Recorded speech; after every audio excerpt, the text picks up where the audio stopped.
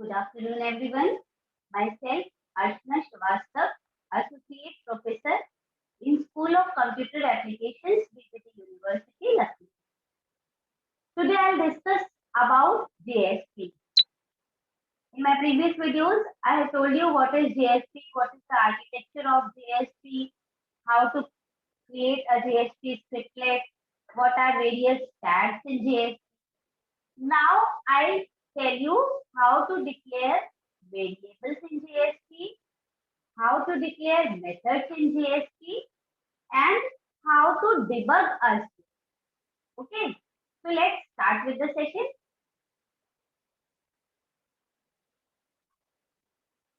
The very first topic is declaring variables in JSP. Declaration tag, it is a block of code for declaring class-wide variables, methods, and classes. With whatever placed inside declaration tag, it gets initialized during JSP initialization. As I have told you in my previous video about declaration tag also. Declaration tag is used with exclamation mark. Okay. So whatever placed inside the declaration tag, it gets initialized during JSP initialization and has class scope also. JSP container, it keeps this code outside the service method, that is JSP service, to make them class level variables and methods. As we all know that variable, it can initialize using scriptlet tool. We can use variables using declaration tag as well as scriptlet. But those declarations being placed inside JSP service method, which doesn't make them class-wide declaration. So on the other side, declaration tag can be used to define class level methods and classes. So syntax of declaration tag is percentage exclamation sign. As I have told you, exclamation sign and then declaration. For example, this is the first example in which I have used variable declaration. In this example, I have declared two variables, HTML head, this is simple, body. Now this is a scriptlet. First, exclamation sign and string. Name is equals to anything we can get. The second variable, exclamation int age is equals to. So we have declared basically two variables. One is string type, that is name, and second one is integer type, that is age. So we have declared a class-wide declaration of two variables, that is name and age. And I have printed it, name is this. Output will be, we will execute this. The output will be whatever we will enter in the form. Name is this, age is this. Whatever we will initialize. We have initialized this, so it will be printed. Okay. Now the method declaration. Method declaration, I have declared a method named sum. Exclamation int sum.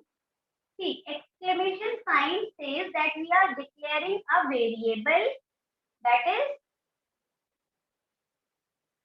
int sum, and pass three different parameters and return num1 plus num2 plus num3.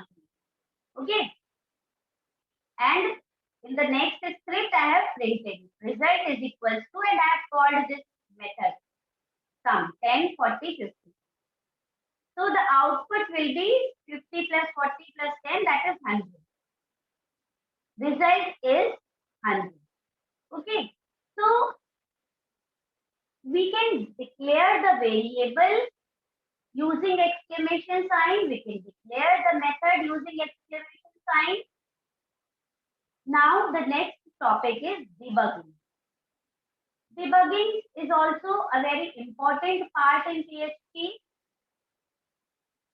We can use it using system.out.println. System.out.println, it is easy to make use as a marker to test whether a certain piece of code is being executed or not. We can print out variable values as well. Now some important points. Since the system object is part of core Java object, it can be used everywhere without the need to install any extra class. This includes servlet, KSP, RMI, ordinary beans, classes, and standalone applications. Compared to stopping at breakpoints, writing to system.out doesn't interfere much with the normal execution flow of the application, which makes it very valuable when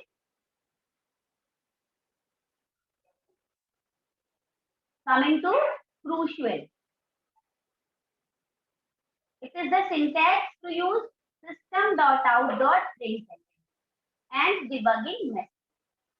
It is the example tag lib. I have told you different tags, prefix, this, head, title, body. For each variable is equals to this, begin 1 to 10, step 1. Okay. So out value is equals to $counter 5. System.out.println counter is equals to page context dot find attribute and counter. For each close. Now access the above JSP, the browser will show following results. Minus, we have started from -5, 4, 3, 2, 1, 0, 1, 2, 3 up to 5. Okay. If we are using Tomcat, we'll find these lines appended to the end of stdout.log in the log directory. That is, counter is equals to 1, counter is equals to 2, 3, 4 up to 10.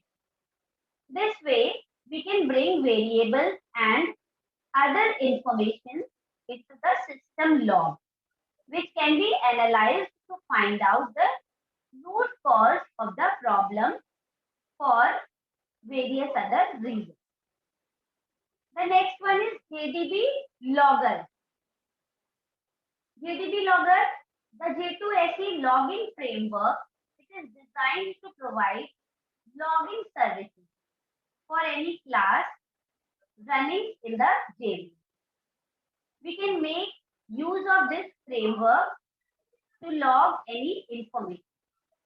Now, example, we have given tag lib, then page import is equals to this java.logging.logger. Now, logger, we have created a variable of logger is equals to logger.getLogger, and then this dot class dot get name. Now, for each variable is equals to counter, begin 1 and then step 1. 1 by 1, it will get increased. Set variable is equals to my count, value is equals to $counter 5, and then out value is equals to my count. This my count. Now in the script, message is equals to counter is equals to page context dot find attribute counter plus my count is equals to page context dot find attribute logger dot info and will print a message. The above code will generate similar result on the browser and in stdout.log, but we will have an additional information in stdout.log. We will use the information method of the logger because and log the message just for information purpose. This is the snapshot apache.jsp main service info counter 2, I count 3, counter 3, my count 2, 3, counter 1, 2, 3, 8, 9, 10, and this will be minus 1, 0, 1, 2 up to 5. Messages can be sent at various levels by using the convenience function, that is severe, warning, info, config, fine, finer, finest. Here, finest method can be used to log finest information. And the severe method can be used to log severe information. Okay. We can use log4j framework to log messages in different files based on their severity level. Now next is debugging tool. NetBeans is a free and open source Java integrated development environment that supports the development of standalone Java applications and web applications supporting the JSP and servlet specifications and includes a JSP debugger. It supports the following basic debugging functionality, that is breakpoint, stepping through code, watch point. Now using JDB debugger, we can use JSP and servlet with the same JDB command we use to debug an applet or an application. To debug a JSP or servlet, we can debug sun.servlet.http server, then observe a HTTP server executes the JSP servlet in response to HTTP request we make from a browser. This is very similar to how applets are debugged. The difference is that with applet, the actual program being debugged is sun.applet. Most debuggers hide the detail by automatically knowing how to debug applet until they do the same for JSP. We have to help the debugger by considering the following information. Set the debugger's class path. This will help to find sun.servlet.http server. Set the debugger's class path. This will help to find the JSP and support classes. Once we have set the proper class path, we can start debugging sun.servlet.http server. We can set breakpoint in whatever JSP we are interested in debugging. Then use a web browser to make request HTTP server for a given JSP. Now the execution here stops at breakpoint. Now using comments. Comments in the code can help debugging process in various ways. Comments can be used in lot of other ways in the debugging process.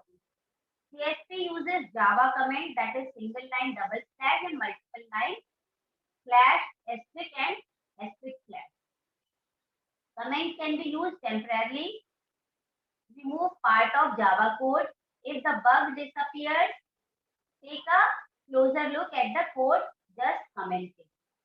Okay, next is client and server headers.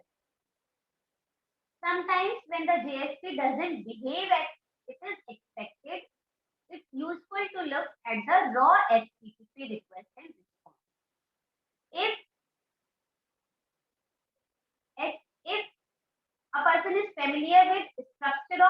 HTTP. We can read the request and respond and see what exactly it is going in and to the header. Important debugging tips are: ask the browser to show the raw content of the page it is displaying. This can help to identify the formatting problem. It is usually an option under View menu. Make sure the browser is not caching a previous request output by forcing a full reload of page. With Netscape Navigator, we can use Shift Reload, Internet Explorer, Shift Refresh. Now, we can share the data between JSP page, request, and user. Any real application consists more than a single page. Multiple pages often need to access the same information. And server-side responses, like one page that receives the data the user asks for another to display. So in this manner, we can use the debugging. So it was all for debugging. Thank you for watching this video. Thank you. It was all for today. Thank you.